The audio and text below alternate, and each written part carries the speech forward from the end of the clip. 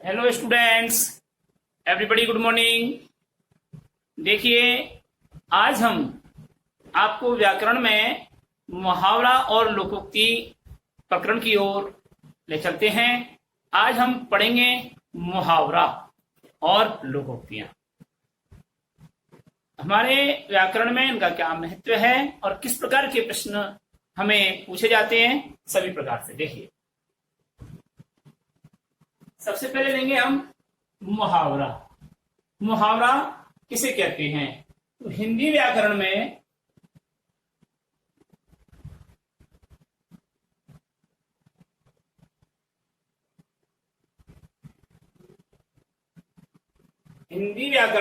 ऐसे वाक्यांश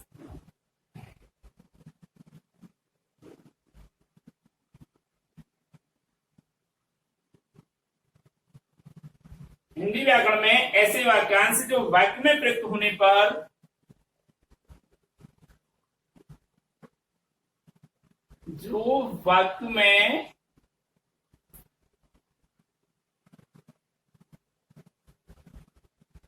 प्रयुक्त होने पर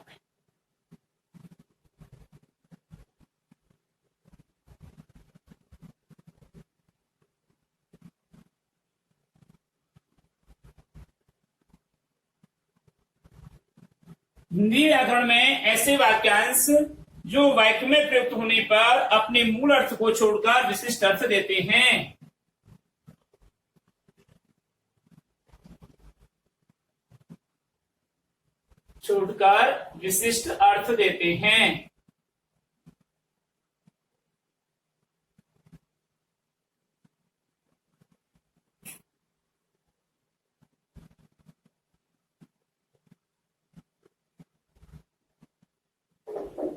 उन्हें मुहावरा कहते हैं।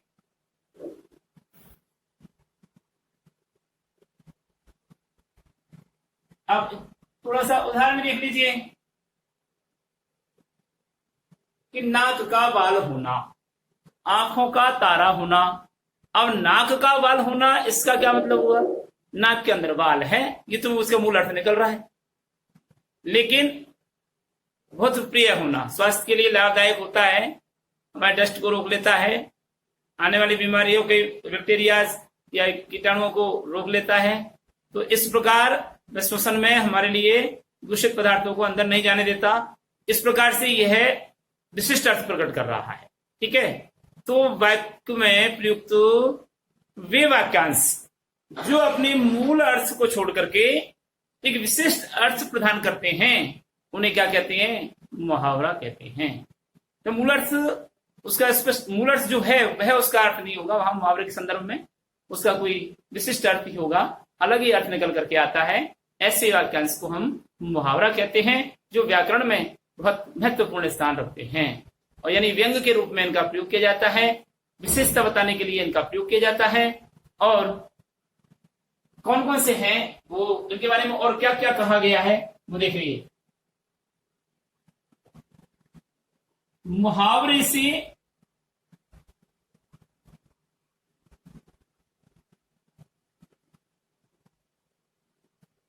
व्यक्ति के अभिव्यक्ति में, मुहावरे से व्यक्ति की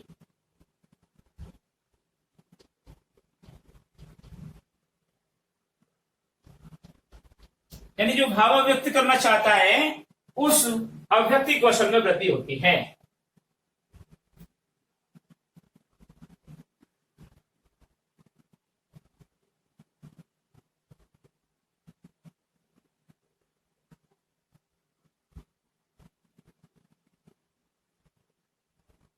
तो मुहावरे से व्यक्ति की अभिव्यक्ति कौशल में वृद्धि होती है।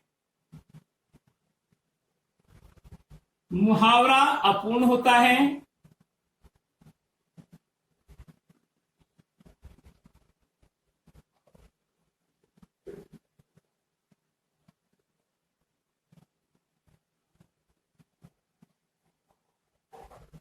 मुहावरा अपूर्ण होता है, इसे वाक्य के साथ प्रयुक्त किया जाता है। इसे स्पष्ट अर्थ प्राप्त करने के लिए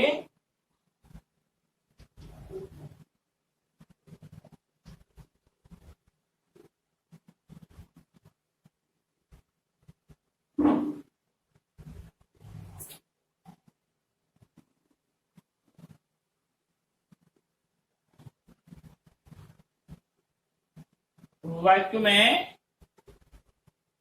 प्रयोग किया जाता है।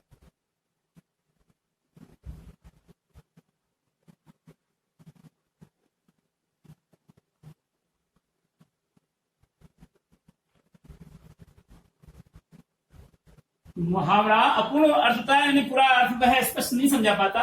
अगर उसका अर्थ स्पष्ट समझना चाहता है कि क्या कहना चाहता है वक्ता, तो उसको हम वाक्य में प्रयोग के रूप में प्रयुक्त कर सकते हैं। मुहावरे में, मुहावरे के प्रयोग में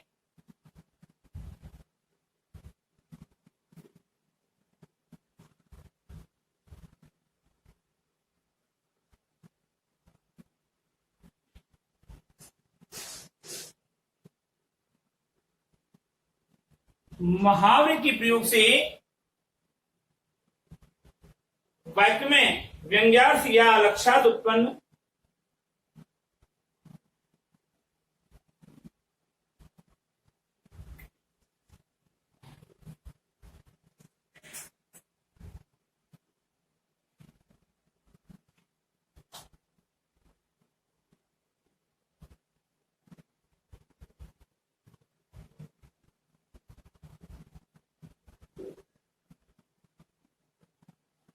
उत्पन्न होता है।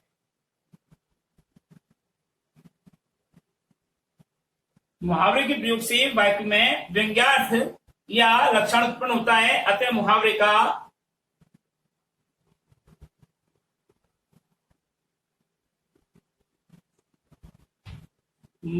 का शाब्दिक अर्थ न होकर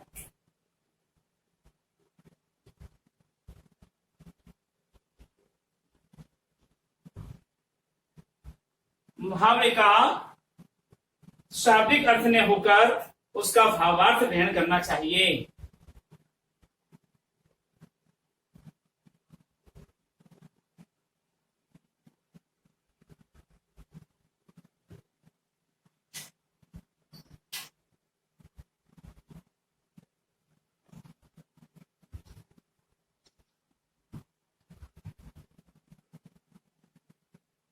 तो ये तो हुई मुहावरे की परिभाषा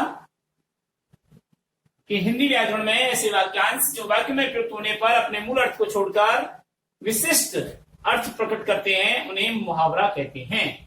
मुहावरे से व्यक्ति की अव्यक्ति कौशल में वृद्धि होती है। यह अपूर्ण होता है अपने आप में, लेकिन इसे स्पष्ट अर्थ प्राप्त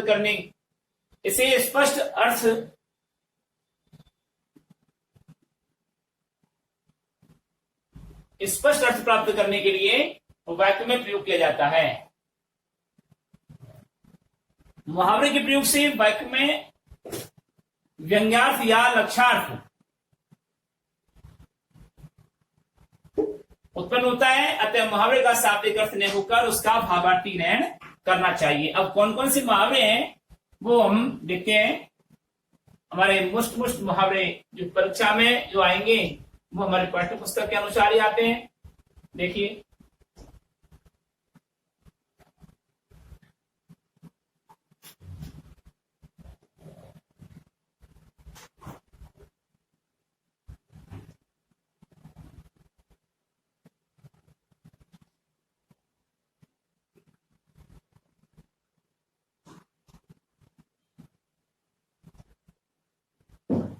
महत्वपूर्ण मुहावरे। तो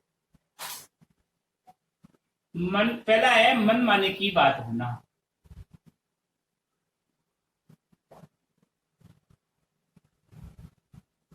मन माने की बात होना, ये मुहावरा है। इसका अर्थ क्या निकलेगा? इसका अर्थ है मन में जो इच्छा हो उसे प्रिय होती है।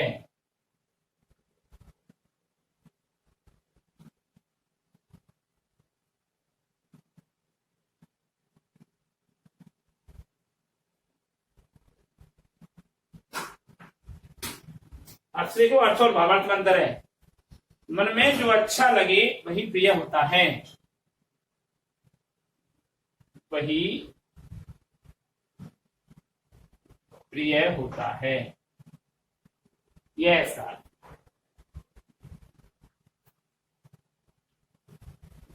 और अब इसका वाक्य में प्रयोग देखिए।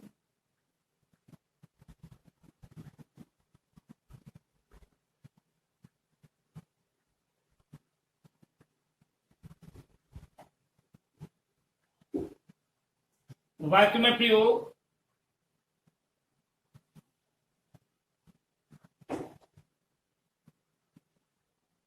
राम को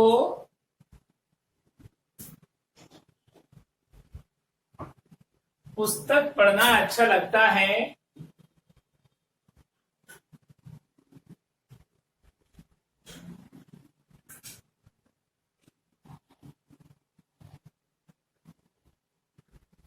जबकि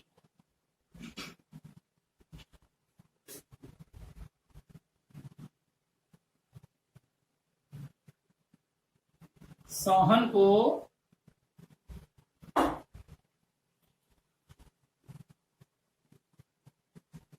फिल्म देखना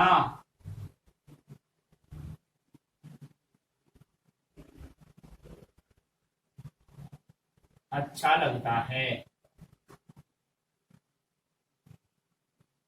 यह तो मनमाने की बात हुई।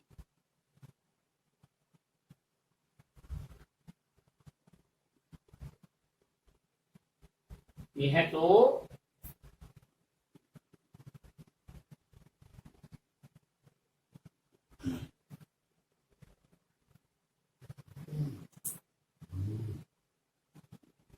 यानी कि वाक्य में जो प्रयोग किया जा रहा है उसमें मुहावरे का उल्लेख अवश्य होना चाहिए, उसका अर्थ का उल्लेख नहीं होना चाहिए। सब आपको स्पष्ट समझ में आएगा और तभी आपको अच्छे नंबर मिल पाएंगे।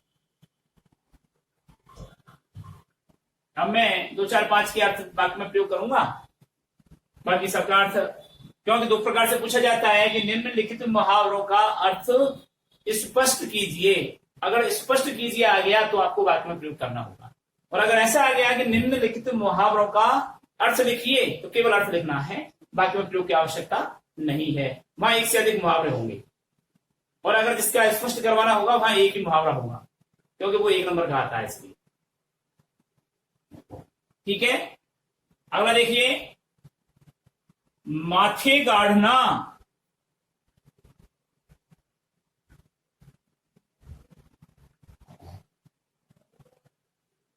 माथे काढ़ना,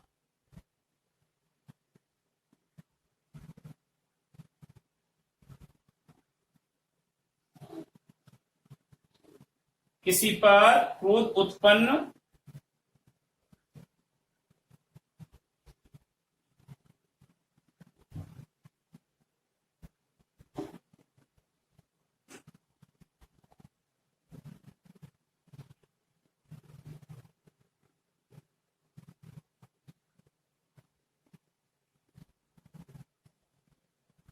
किसी पर क्रोध उत्पन्न करना या किसी का क्रोध किसी पर उतारना।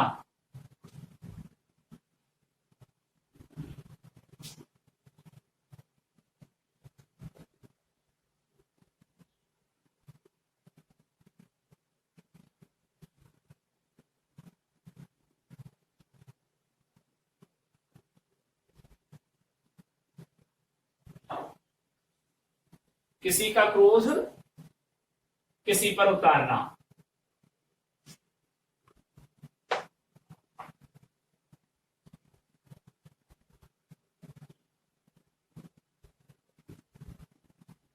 वाक्य में प्रयोग,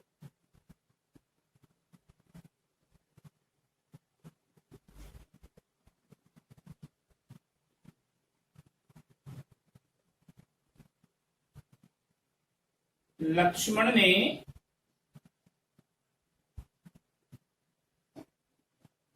कहा, हे महामुनि,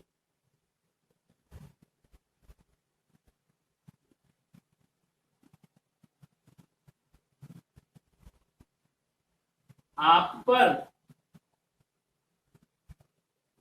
गुरु का ऋण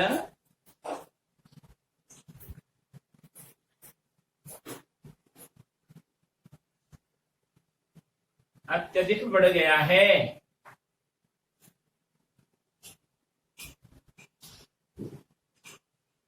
जिसे आप हमारे मत्थे मढ़ रहे हैं।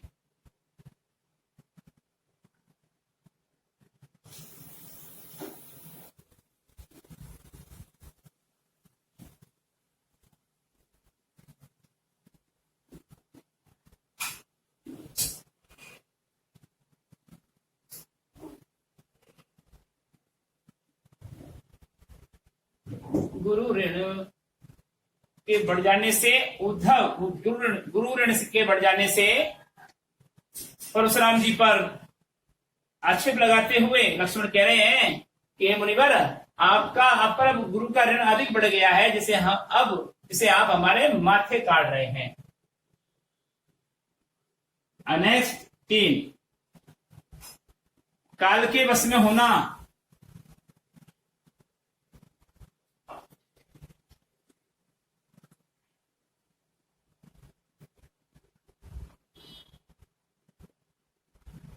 काल के वश में होना, इसका अर्थ देखिए, इसका अर्थ है मृत्यु के शिकंजे में हो जाना।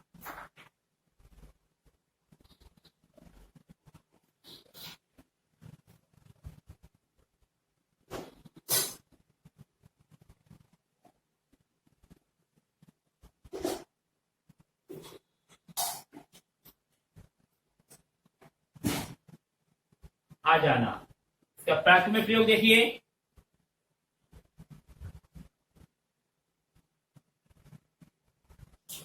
वाक्य में प्रयोग कैसे करेंगे। सीता स्वयंवर के समय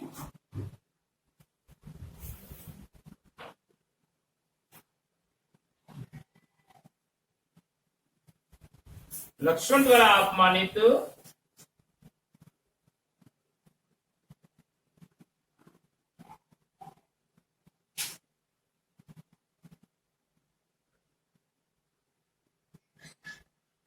द्वारा अपमानित परशुराम जी ने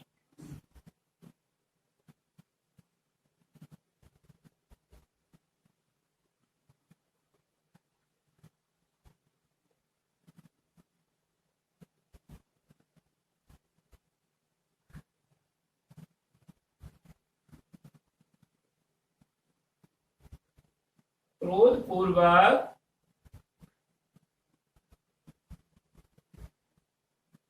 लक्ष्मण को ललकारते हुए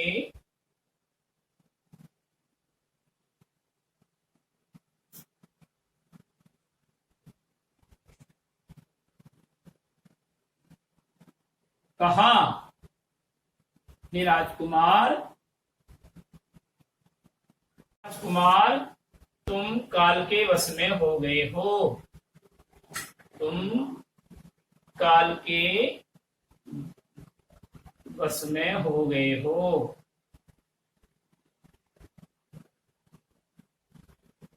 इस प्रकार से ये काल के वश में होना, काल के वश में होना आ गया इसमें। तो ये प्रयोग करते समय भी हमें वहां आना चाहिए। अगला,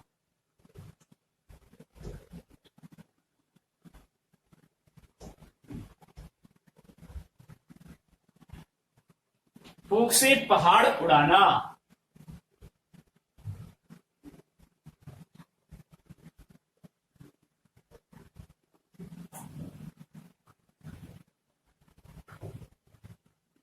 फूंक से पहाड़ उड़ाना।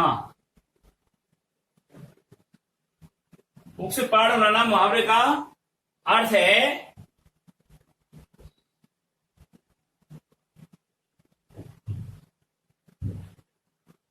काल्पनिक या व्यर्थ की वीरता दिखाना।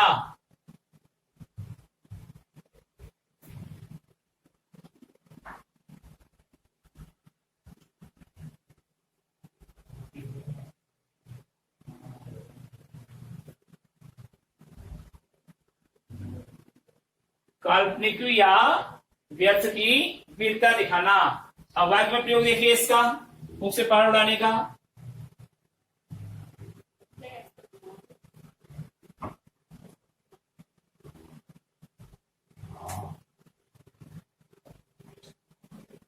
वीर बालक बोला,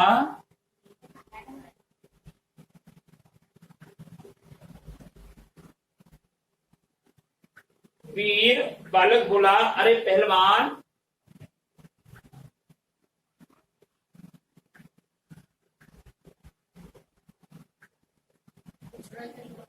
समुद्रवाची चिन्ह, यहाँ पर विस्मयबोधक चिन्ह भी आना चाहिए।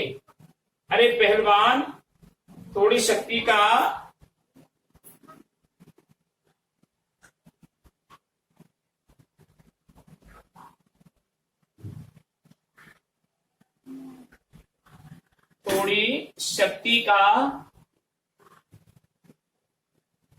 प्रदर्शन करो।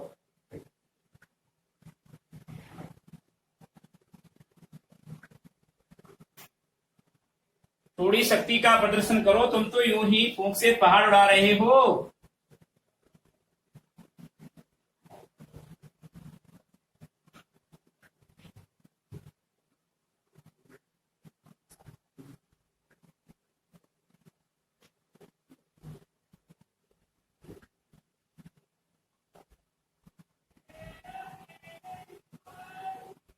नंबर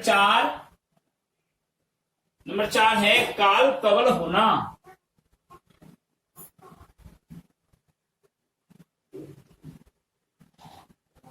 काल कवल होना या काल का ग्रास बनना।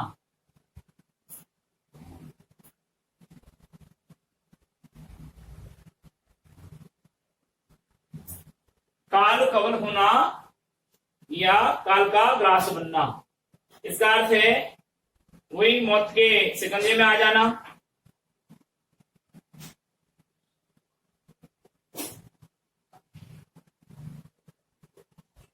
मौत के शिकंजे में आ जाना।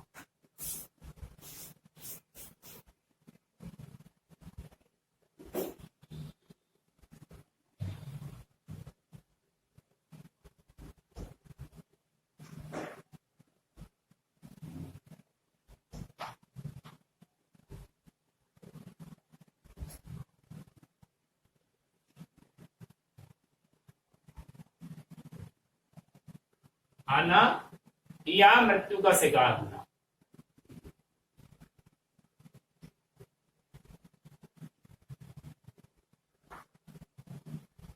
ये दोनों ही आते हैं, ठीक है।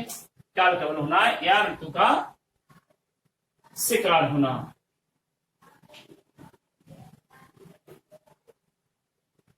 प्रयोग,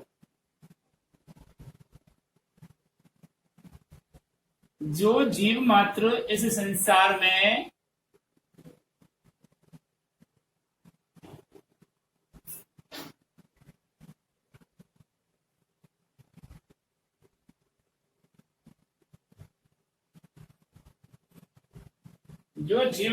इस संसार में आया है, उसे एक दिन काल का कवल होना ही है। उसे एक दिन काल का कवल होना ही है।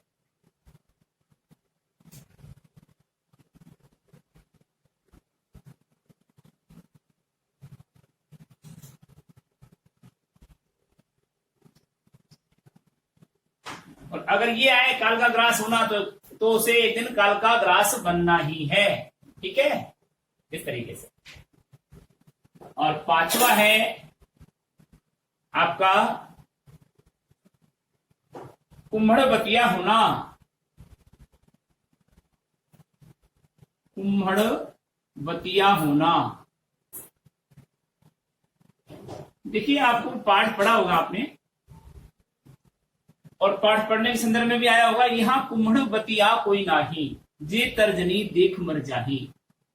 तो कई लोग इसका अर्थ करते हैं कि यहाँ कोई छुई मुई का पौधा नहीं है, जबकि साफ लिखा हुआ है रामायण में। बतिया का मतलब होता है बेल, कुम्हड़ का मतलब होता है काशी फल, कद्दू, राम कौड़ा जो कहते हैं, तो है। अब उसका कोई पौधा होता है क्या? कद्दू का कोई पौधा होता है क्या? काशी फल का कोई पौधा होता है क्या? उसमें तो बेल होती है।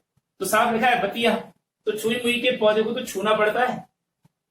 छुई मुई यानी छुआ और मुरझा गया। और इसको तो केवल जे तर्जनी देख मर जाए, तर्जनी उंगली दिखाने पर ही मर जाती है। यानी आप 2-3 मीटर दूर से ही अगर कच्चे फल की तरफ, काशी फल का कच्चा जो फल है, कद्दू का जो कच्चा फल है, उसकी तरफ तर्जनी उंगली से इशारा करते करते हैं 2-3 मीटर दूर से, तो वह मुरझा जाता है, उसी दिन में काला पड़ जाएगा। छुई मुई के पौधे को छूना पड़ेगा, उंगली करने से कुछ नहीं होता। तो यहाँ पर भवान सही होना चाहिए शब्द के अनुसार। तो यहाँ पर है कुम्हड़ बतिया होना। कुम्हड़ बतिया का मतलब होता है काशी फल की बेर होना, है ना। तो ये है इसका अर्थ। और आप जब इसका प्रसंग में आए और व्याख्या करें तो वहां छुई मुई के पौधे का मतलब बिल्कुल नहीं आना चाहिए। छुई मुई का पौधा इसका बिल्कुल अर्थ नहीं है।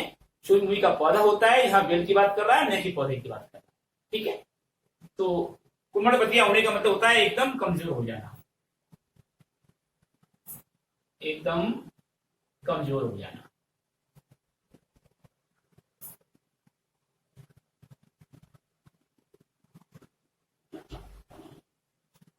इसका प्रयोग देखिए,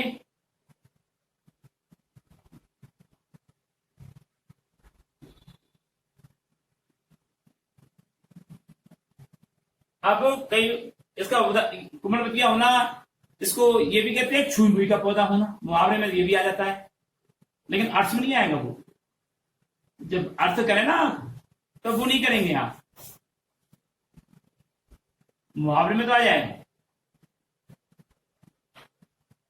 भावार्थ जब करें तो दोनों का ही एक ही अर्थ है, एकदम कमजोर हो जाना। अब इसका प्रयोग देखिए,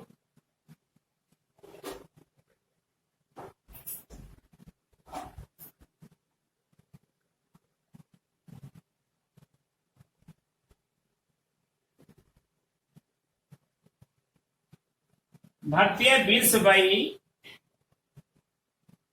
लेटेस्ट घटनाक्रम की ओर ले चल रहा हूं प्रयोग में। भारतीय वीर सिपाही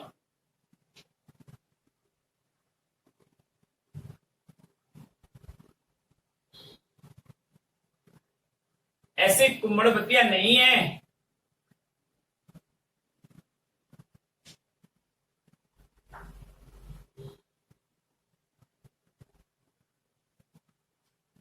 ऐसे कुम्हड़ बतिया नहीं है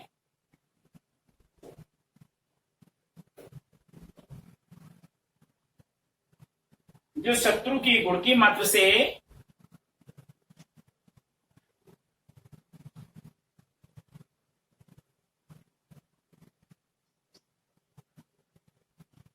जो शत्रु की गुड़की मात्र से ही क्या हो जाते हैं, पीठ दिखाकर भाग जाए।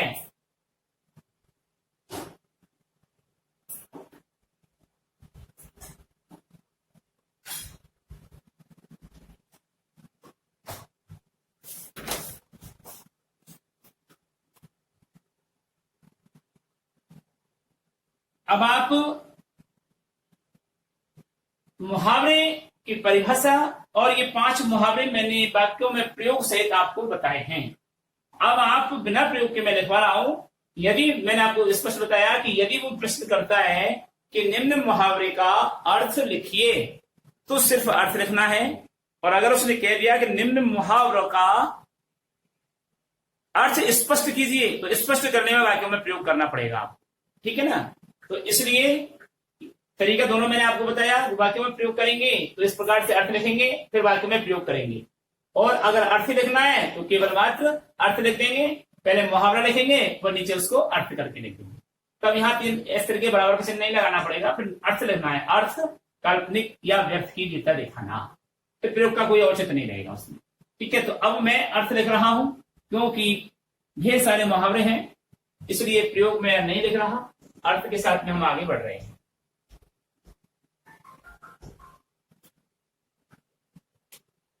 छाती में आग से छिपाना, छठा, छाती में आग छिपाना।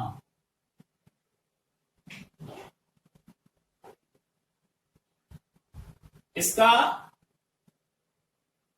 अर्थ है क्रोध या आंतरिक गर्मी को दबाना।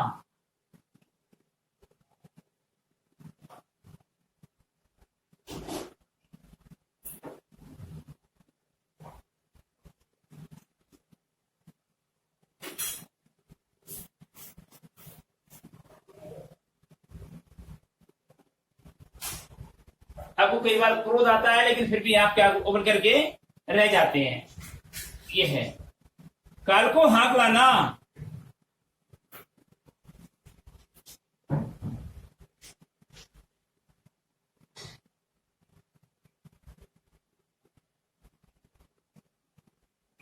काल को हाँक लाना, इसका अर्थ है मौत की स्थितियां उत्पन्न करना।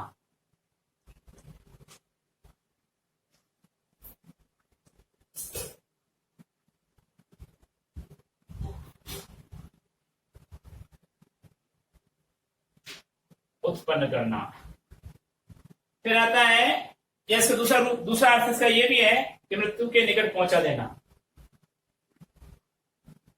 मृत्यु के निकट पहुंच जाना।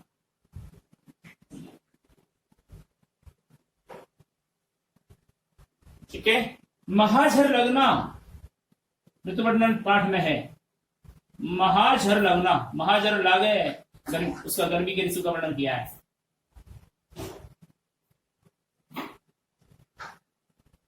महाझर लगना, इसका अर्थ है तेज वर्षा होना।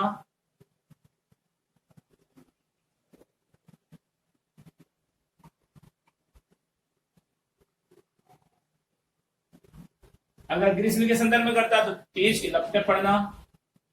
यहां शाब्दिक अर्थ तेज वर्षा होना। फूला ने समाना, अत्यधिक प्रसन्न होना। फूला ने समाना,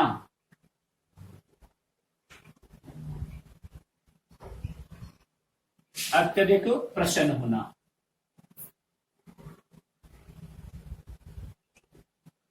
ठीक है। और 10वां लिख लेते हैं आज का।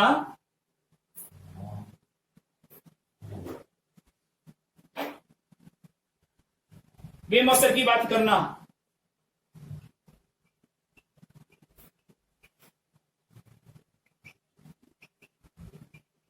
बेमौसर की बात करना, इसमें लिखिए आप निरर्थक या व्यर्थ की बातें करना।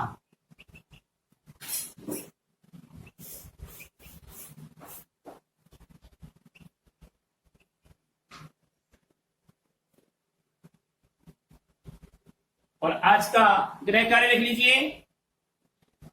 अब शेष मुहावरे और लोकोक्तियों को अगली वीडियो में आपको बताएंगे। आज का गृह कार्य है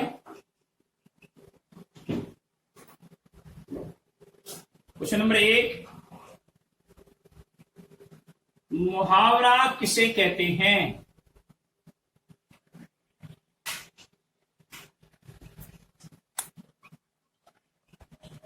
परिभाषा लिखिए। क्वेश्चन नंबर 2, क्रम संख्या 1 से 10 तक मुहावरों का अर्थ लिखिए।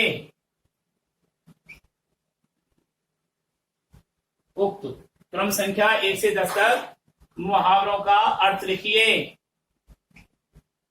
अगले वीडियो में हम आपसे फिर मिलेंगे और लोकोक्ति और मुहावरे के वास्ते विदा लेते हैं। नमस्कार।